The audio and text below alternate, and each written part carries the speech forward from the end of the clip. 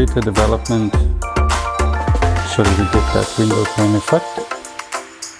And then later on, when the buns rise, you have this very nice smooth texture. To knead the dough, simply put it on your workbench and start pushing it away from you and folding over. Push away and fold over. This is a fairly soft dough, but you should feel that the dough starts coming together after a while.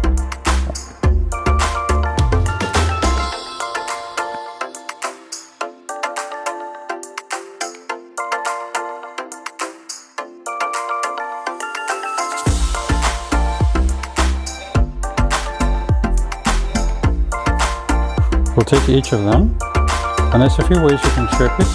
You can do the Italian style where you just roll the ball into a tight circle.